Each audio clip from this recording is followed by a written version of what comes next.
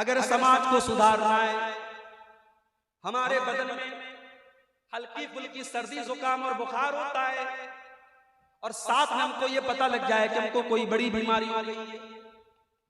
अभी तिलडांगा के एक बहुत मशहूर हमारी जमात के हाजी जहांगीर साहब के यहाँ मैं दोपहर में एक दिन उनकी इयादत करने के लिए गया। मुझे पता लगा कई दिन से वो बीमार हैं, उनकी इयादत करने के लिए मैं गया और जब मैं उनके यहाँ पहुंचा उन्होंने कहा कि मौलाना साहब एक दिन अपने घर में चलते चलते मैं गिर गया था, कमर की हड्डी क्रैक हो गई, बिस्तर पड़ गए, कई महीनों बिस्तर पड़े रहे। जाहिर है कि अब उनको इतनी बड़ी बीमारी हो गई, अब उनको सर्दी जुकाम अगर होगा वो डॉक्टर से सर्दी जुकाम के बारे में डिस्कस नहीं करेंगे, वो पहले अपनी हड्डी के बारे में डिस्कस करेंगे क्योंकि वो बड़ी बीमारी है।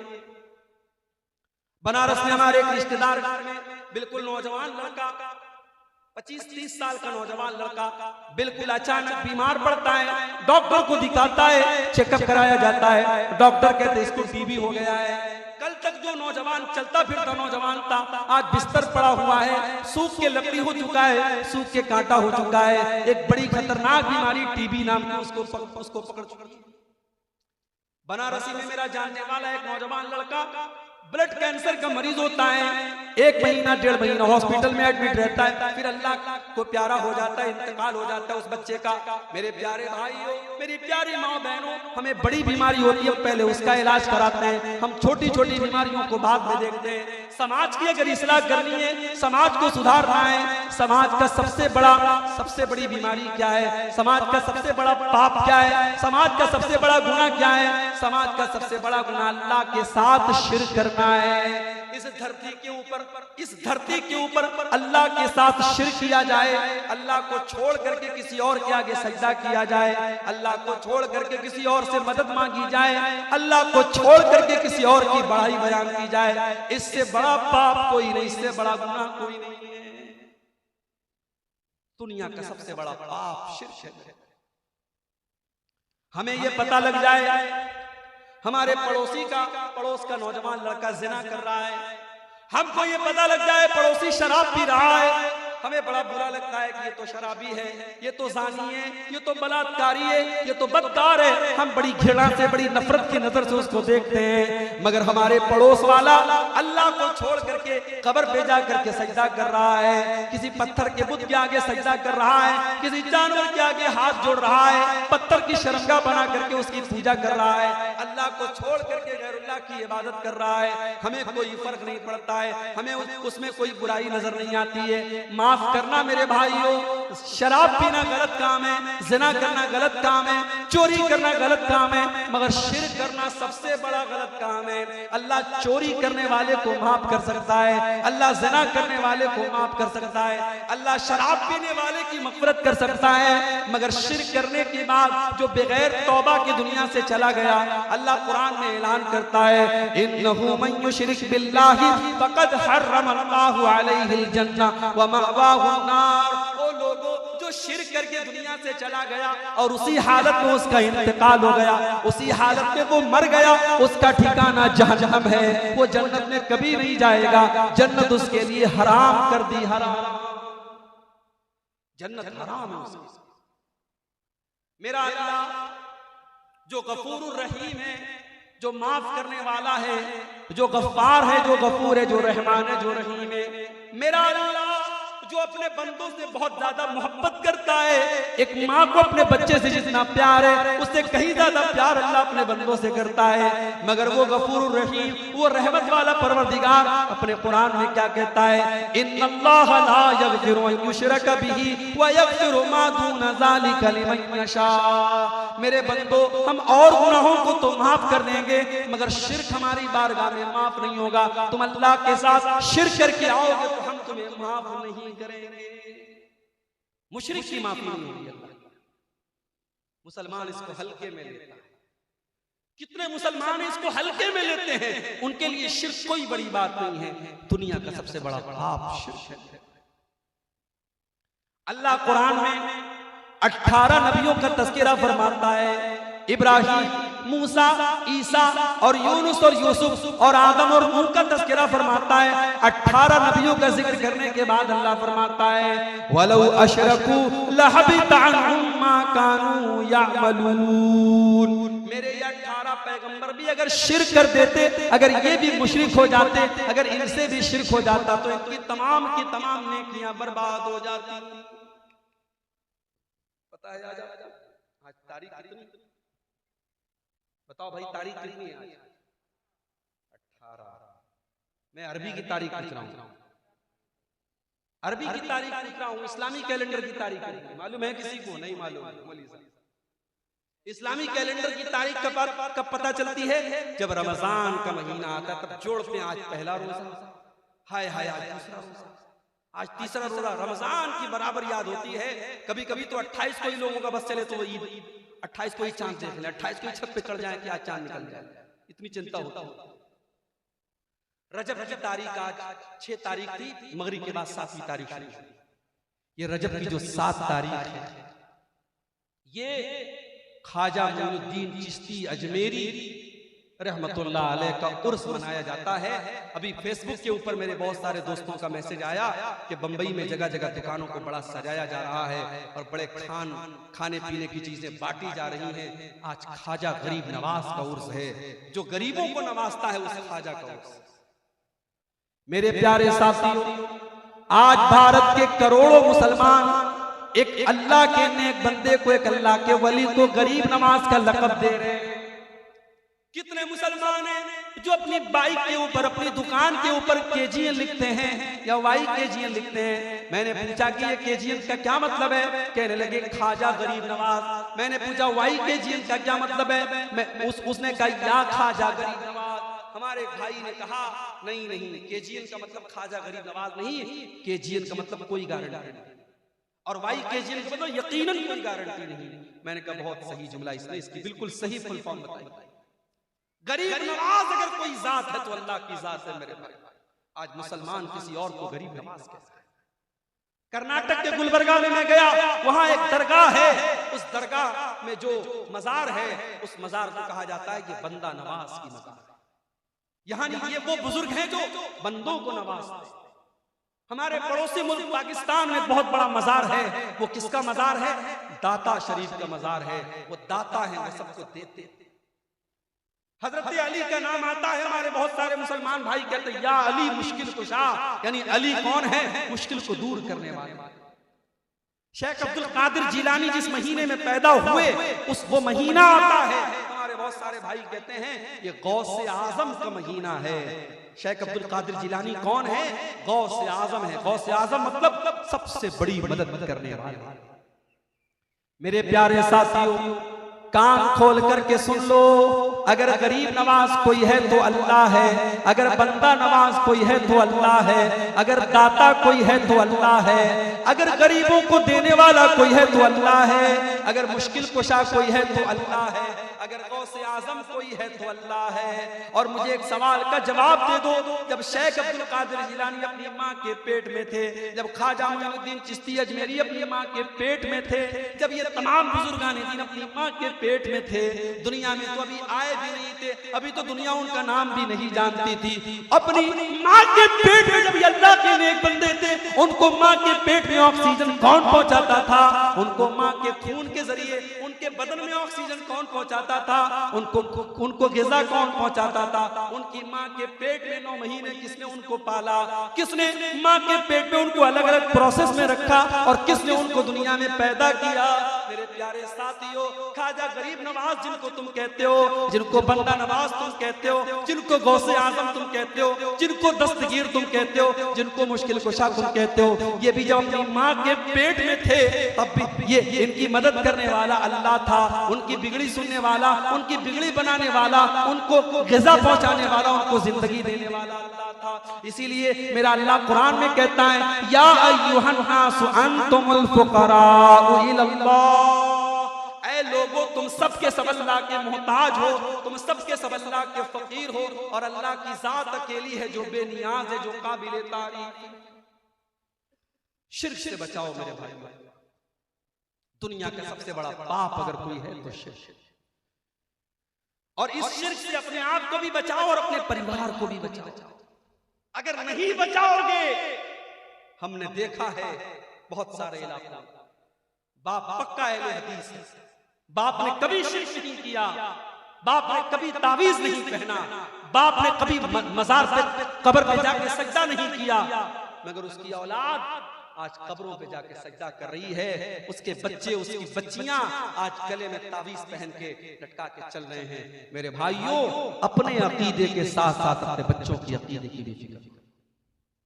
इब्राहिम अलैहिस्सलाम को देखो, इब्राहिम अलैहिस्सलाम जब अपने लगते जिगर इस्माइल को और अपनी बीवी हाजरा को जब मक्का के बियाबो गया सरजमीन पे छोड़ के जाने लगे, अपने बच्चे को और अपनी बीवी को छोड़ के जाने लगे। इब्राहिम अलैहिस्सलाम अल्लाह की बारगाह में दुआ करते हैं, वइज़ क़ाला इब्राहीम रब्बि जअल हाज़ल बलद आमिना, ऐ अल्लाह इस मक्का शहर को तू अमन वाला बना दे, चैन वाला बना दे। वजुनुबनी व बनिया अन नअबुदल असनाम, और ऐ अल्लाह तू मुझे और मेरी औलाद को हमेशा शिर्क से बचाना। ऐ अल्लाह मुझे और मेरी औलाद को हमेशा बुत परस्ती से बचाना।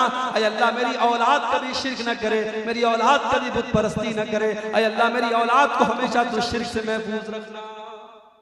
अपने बच्चों के अकीदे की फिक्र करो। अपनी लड़कियों की शादी करो तो जहां तुम ये देखते हो लड़का इंजीनियर है कि नहीं है, लड़का डॉक्टर है कि नहीं है, लड़के का मकान शानदार है कि नहीं है, जब अपनी लड़कियों की शादी करो तो ये भी देखा करो लड़के वालों के यहाँ तौहीद है कि नहीं है, लड़के वाले कुरान और हदीस पर चलने वाले हैं कि नहीं है। कहीं ऐसा तो नहीं हमने जिंदगी भर अपनी बच्ची को शिर्क से बचाया और मेरी बच्ची वहां जाकर के मजार पे जाकर के उसको सजदा करना पड़ेगा। मैंने अपने बच्चे को कभी कोई हराम चीज नहीं खिलाई और उस घर में जाकर के उसको गैरुल्लाह की चढ़ावे उसको खिलाए जाएंगे। मेरे भाइयों, अगर आपने अपने बच्चों की शादी ऐसे घरों में कर दी जहां शिर्क हो रहा है, जहां मज़ारों पर सजदा हो रहा है, जहां कब्रों पर सजदा हो रहा है, तो गोया कि आपने अपने हाथ से अपनी बच्ची का गला दबा दिया, आपने अपने हाथों से अपनी बच्चियों को कत्ल कर दिया। दुनिया में अपने बच्चों को कत्ल कर देना उतना बड़ा गुनाह नहीं है जितना बड़ा गुनाह अपने बच्चों को जहन्नम की आग में झोंक देना है। मेरे भाइयों, अपने साथ साथ अपनी औलाद के अकीदे की और तौहीद की और आगे बढ़िए। समाज को सुधारना है, समाज की इस्लाह करना है। दूसरा काम आपको क्या करना है? पहला तो समझ गए आप, शिर्क से बचाना है। दूसरा काम क्या करना है? कुरान से ये उम्मत आज बहुत दूर हो गई है। मेरे नौजवान साथियों, अपने दिल पर हाथ रख के बताना, आखिरी बार आपने कुरान कब पढ़ा था? ओ मेरी प्यारी माओ बहनों, जरा ईमान से बताना कि आखिरी बार आपने कुरान कब पढ़ा था? हमारे कितने नौजवान हैं जिन्होंने आखिरी बार कुरान रमजान के महीने में पढ़ा था। दूसरा रमजान आने वाला है, बीच में एक बार भी फुर्सत नहीं मिली कि कुरान को उठा करके पढ़ सके। ओ लोगों, व्हाट्सएप पर तो रोज तुम अपने दोस्तों के मैसेज चेक करते हो और फेसबुक के ऊपर तो डेली देखते हो कितने लोगों ने लाइक किया, कितने लोगों ने डिसलाइक किया, हमारी पोस्ट को कितने लोगों ने देखा, तुम्हारे स्टेटस को कितने लोगों ने देखा। ओ मेरी बहनों, तुम इंस्टाग्राम पर कोई चीज पोस्ट करके देखती हो, हमारी पोस्ट को कितने लोगों ने लाइक किया। ओ लोगों, ये कुरान भी तो अल्लाह का कलाम है, ये कुरान भी तो अल्लाह का मैसेज है, ये कुरान भी तो अल्लाह का पैगाम है। इस कुरान को तुम खोलने की जरूरत क्यों नहीं महसूस करते? कुरान को क्यों नहीं पढ़ते? कुरान को हमने बरकत की किताब, कुरान को हमने गले में तावीज बना के लटकाने की किताब बना। वो बड़ी अच्छी एक नज्म है, बच्चों के किताब में आपको मिल जाएगी सिलेबस में। ताकों में सजाया जाता हूँ, धो धो के पिलाया जाता हूँ, आंखों में बसाया जाता हूँ, हर आवाज में सुनाया जाता हूँ। कुरान बरकत की किताब बना के रख दिया गया, ताकों में सजा दिया गया, आंखों में बसा लिया गया। कुरान पर कोई गौर करने को तैयार नहीं है, कुरान को कोई पढ़ने को तैयार नहीं। ओ मेरे भाइयों, मेरी बहनों, आज कुरान का बांग्ला भाषा में भी अनुवाद हो चुका है, कुरान का इंग्लिश में भी ट्रांसलेशन मौजूद है, कुरान का उर्दू में भी तर्जमा मौजूद है। जो भाषा आपको आती हो, जो लैंग्वेज आपको आती हो, उस जुबान में कुरान को समझने की कोशिश करो, कुरान को पढ़ा करो, कुरान पर गौर किया करो। ये बड़ी बरकत वाली किताब है। अल्लाह कुरान में कहता है, वक़ाल रसूल या रब्बि इन्न कौमी इत्तखज़ू हाज़ल कुरआन महजूरा। कयामत के दिन अल्लाह के प्यारे रसूल कहेंगे कि ऐ अल्लाह, मेरी कौम ने कुरान को छोड़ दिया था, मेरी कौम ने, मेरी उम्मत ने कुरान को छोड़ दिया था। ऐ लोगों, ये कयामत के दिन अल्लाह के नबी अल्लाह की अदालत में एक केस दायर करेंगे, कहीं ये केस हमारे खिलाफ न पड़ जाए। ओ लोगों, कुरान से अपना ताल्लुक मजबूत कर लो। अल्लाह के प्यारे नबी फरमाते हैं, इन्नल्लाह यरफ़उ बिहाज़ल किताबि अक़वामन व यज़उ बिही आख़रीन। अल्लाह ताला कुरान के जरिए बहुत सारे लोगों को इज्जत देता है और इसी कुरान के जरिए बहुत सारे लोगों को जलील करता है। जो कुरान को पढ़ता है, जो कुरान पर अमल करता है, उसको अल्लाह इज्जत देता है, और जो कुरान को छोड़ देता है, अल्लाह उसे जलील कर देता है। हमने कुरान को छोड़ दिया। मोबाइल 1 घंटे के लिए डिस्चार्ज हो जाए, हमारे नौजवानों की तो ऐसा लगता है सांस अटक गई, सांस अटक गई। ऐसा लगता है 1 घंटे में कितना इंपॉर्टेंट काम उसका छूट रहा है, कितने मैसेज बेचारा भी नहीं देख पा रहा है, कितने व्हाट्सएप पर उसके दोस्तों ने वीडियो और फोटो भेजे होंगे वो नहीं देख पा रहा है। और कुरान एक एक महीना, एक एक साल गुजर जाता है और कुरान हमें पढ़ने की तौफीक नहीं होती है। मेरे भाइयों, ये उम्मत कुरान से दूर है। कुरान से अपना ताल्लुक मजबूत करो, उसके बगैर समाज की इस्लाह नहीं हो सकती। और आगे बढ़ी, समाज की इस्लाह करने के लिए तीसरा काम, समाज की बहुत बड़ी खराबी ये भी है कि आज समाज हमारा नमाज से दूर हो चुका है। इसी बंगाल के इलाके में, इसी झारखंड के और बिहार और बंगाल के इलाके में मैंने देखा है कि रात भर तकरीर होती है, फजर की अजान के टाइम जलसा खत्म होता है, अस्सलातु खैरुम मिनन नौम की आवाज दे करके फजर की अजान हो रही है, मुअज्जिन चिल्ला चिल्ला के कह रहा है अस्सलातु खैरुम मिनन नौम। ओ लोगों, नमाज नींद से बेहतर है, ओ लोगों, नमाज नींद से बेहतर है। रात भर तकरीर सुनने वाला फजर की नमाज के टाइम जाके घर में सो जाता है और फजर की नमाज नहीं पढ़ता है। ओ लोगों, मस्जिद आप बनाने जा रहे हैं, बहुत अच्छी बात है, मस्जिद बना लीजिए, अल्लाह आपको मस्जिद की तामीर की तौफीक दे, मगर याद रखना, अगर आपने मस्जिद बना ली लेकिन मस्जिद को नमाजियों से आबाद न किया, तो शायर कहता है मस्जिद तो बना ली शब भर में ईमान की हरारत वालों ने, मस्जिद तो बना ली शब भर में ईमान की हरारत वालों ने, मन अपना पुराना पापी था बरसों में नमाजी बन न सका। मस्जिद को बनाने से बड़ा काम है मस्जिद को आबाद करना। आबाद नहीं करोगे तो मिसालें मौजूद है मेरे भाइयों। जिस मस्जिद में 450 साल तक नमाज हुई, उस मस्जिद को तोड़ दिया गया, मुनहदिम कर दिया गया। और आज जो हालात हैं मेरे भाइयों, बयान के पार हैं। बस अल्लाह से दुआ करो, अल्लाह रब्बुल आलमीन हमारी मसाजिद की हिफाजत फरमाए। बड़े खतरनाक मंसूबे हैं, बड़ी खतरनाक प्लानिंग्स हैं। आपकी मस्जिदें, आपके मदरसे, आपके उलमा टारगेट और निशाने पर हैं। मेरे भाइयों, मैं आपको कोई गलत मैसेज नहीं दे रहा हूं, बस एक अलर्ट कर रहा हूं कि आप इस मुल्क के कानून और संविधान की रोशनी के अंदर, उसके दायरे के अंदर अपने तहफ्फुज़ की फिक्र कीजिए। मेरे प्यारे साथियों, मस्जिदें आज बन रही हैं, मगर उन मस्जिदों को आबाद करने वाले कितने लोग हैं? और मुझे तो कभी कभी हैरत होती है, आप बंगाल के रहने वाले हैं, मैं बनारस यूपी का रहने वाला, जब मुंबई का नाम आता है तो हमें लगता है यार मुंबई तो बहुत बड़ी सिटी है। मुंबई का नाम आता है तो हमें सलमान खान और शाहरुख खान और फिल्मी दुनिया की याद आती है। मगर आप यकीन करें, आपके कलिया चक के जो हालात हैं, मेरे बनारस के जो हालात हैं, हमारे यूपी के जो हालात हैं, आप यकीन करें नमाज के मामले में आपसे बेहतर हालात मुंबई के हैं। और आपके इसी इलाके के बहुत सारे लोग मुंबई में जॉब करते होंगे, काम करते होंगे, उनसे जाके पूछ लीजिए कि मुंबई में बुराइयां अपनी जगह हैं, मगर फजर की नमाज में आप चले जाइए मस्जिद में तो आपको नौजवानों की बड़ी तादाद फजर की नमाज में आपको मिल जाएगी। आपके अपने इलाके में बिहार, बंगाल और यूपी में आपको नमाज के मामले में ज्यादा लापरवाही मिलेगी। मेरे प्यारे साथियों, मेरी माँ और बहनों, नमाज वो इबादत है। कयामत के दिन सबसे पहला सवाल हमसे नमाज के बारे में। सबसे पहला सवाल, इन्ना अव्वल मा युहासबु बिहिल अब्दु यौमल क़ियामति सलातुहु। पहला सवाल किया जाएगा, मेरे बंदे तू नमाज पढ़ता था कि नहीं पढ़ता था? यह अलग बात है, अगर कोई नमाज नहीं पढ़ता है तो क्या वो काफिर हो गया? इसके बारे में उलमा का इख्तिलाफ है। बहुत सारे उलमा कहते हैं कि नमाज जो नहीं पढ़ता है वो काफिर हो गया, और जब काफिर हो गया उसने मुर्गा काट के दिया, उसने बकरा काटा, उसने जानवर को ज़बह किया, उसका ज़बिया भी हलाल नहीं होगा। ये बहुत सारे उलमा का मौक़िफ़ है, मगर जो बात दलील के एतबार से ज़्यादा मजबूत नजर आती है वो ये है कि जो सुस्ती की वजह से, काहिली की वजह से नमाज नहीं पढ़ता है, वो ये मानता है कि नमाज ज़रूरी है, नमाज फ़र्ज है, लेकिन सुस्ती और काहिली की वजह से नमाज नहीं पढ़ता है, वो बहुत बड़ा गुनहगार है, मगर वो काफिर नहीं है, वो मुसलमान है। अगर वो जानवर को ज़बह करता है, उसका ज़बिया हलाल है, उसका हाथ का ज़बह किया हुआ जानवर हम खा सकते हैं, मगर बहुत बड़ा गुनाह कर रहा है। इसलिए कि क़यामत के दिन पहला सवाल क्या होगा?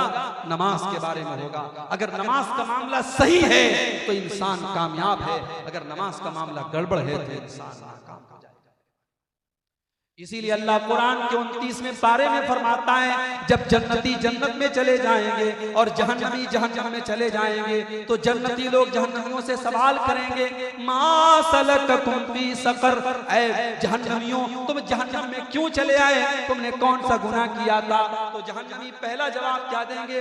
कालू लम नकु मिनल मुसल्लीन, कहेंगे हम नमाज नहीं पढ़ा करते थे, हम नमाजी नहीं थे, हम बेनमाजी थे, हम नमाज के टाइम खेल कूद किया करते थे, हम नमाज के टाइम तमाशे किया करते थे, हम नमाज के टाइम फजूल काम किया करते थे, हम नमाज नहीं पढ़ते थे। मेरे नौजवान साथियों, कलिया चक का इलाका बिजनेसमैन लोगों का इलाका, कारोबारी लोगों का इलाका, इस इलाके में लोग बिजनेस को तरजीह देते हैं, नौकरी के मुकाबले में कारोबार को तरजीह देते हैं। मगर मैं आपको एक बात बता दूं, आपका कारोबार नमाज से बढ़ के नहीं है, आपका बिजनेस, आपका व्यापार नमाज से बढ़ के नहीं है। मेरी माँ बहनों, आपके घर में जितने भी काम हो जाएं, नमाज का टाइम हो जाए, सारे काम को स्टॉप करके पहले नमाज पढ़ो। अल्लाह कुरान में कहता है, रिजालुल ला तुलहीहिम तिजारतुन वला बैउन अन ज़िक्रिल्लाह, मेरे नेक बंदे तो वो हैं, उनका कारोबार, उनकी तिजारत उनको अल्लाह के जिक्र से और नमाज से कभी गाफिल नहीं करता है। यखाफून यौमन ततक़ल्लबु फीहिल क़ुलूब वल अबसार, नमाज पढ़ने वाले बंदे अल्लाह से डरते हैं, उनके दिल में डर है उस दिन का जिस दिन आंखें और दिल पलट जाएंगे, जिस दिन लोगों का दहशत के मारे उनकी आंखें अपनी जगह पे नहीं रहेगी, उनके दिल अपनी जगह पे नहीं होंगे। कयामत के दिन का डर जिसके दिल में होगा वो नमाज की पाबंदी करेगा। मेरे प्यारे साथियों, जिस नबी से हम मोहब्बत करते हैं, जिस नबी का कलमा हम पढ़ते हैं, उस नबी ने अपने आखिरी टाइम में उम्मत को क्या वसीयत की थी? अस्सलात अस्सलात व मा मलकत ईमानुकुम, ऐ लोगों नमाज पढ़ते रहना, ऐ लोगों नमाज पढ़ते रहना। अगर नबी से मोहब्बत है और नबी से अगर आपको ताल्लुक है तो नमाज के लिए मेरे भाइयों सारे काम आप जिंदगी के एक तरफ कर दीजिए, नमाज से आपको दूर नहीं रहना है, नमाज की पाबंदी करना है। और इतनी पाबंदी करना है कि अल्लाह के नबी फरमाते हैं, वरजुलुन क़ल्बुहु मुअल्लक़ुन बिल मसाजिद, इंसान का दिल नमाज में लग जाए, नमाज से जुड़ जाए, उसका दिल मस्जिद में अटक जाए, एक टाइम की नमाज छूट जाए तो उसको ऐसा लगे कि हाँ मेरा कुछ छूट गया। आजकल सफर करना आसान काम नहीं है। पहले लोग रेलवे स्टेशन पर नमाज पढ़ लेते थे, एयरपोर्ट पर नमाज पढ़ लेते थे, ट्रेन में नमाज पढ़ लेते थे। अभी हालात उतने बेहतर नहीं हैं, तो जो नमाज की पाबंदी करने वाला इंसान है, अगर वो सफर में रहता है तो बेचारा परेशान रहता है, या अल्लाह जल्दी से मंजिल पर पहुंच जाऊं, कई टाइम की नमाज मेरी छूट रही है। सफर में हालात ऐसे हो गए, आदमी हर जगह नमाज नहीं पढ़ सकता है, तो ऐसा इंसान फिक्र में रहता है, टेंशन में रहता है, चिंता में रहता है। मेरे भाइयों, नमाज की ऐसी फिक्र अपने दिल में पैदा करो, इसके बगैर समाज की इस्लाह नहीं हो सकती।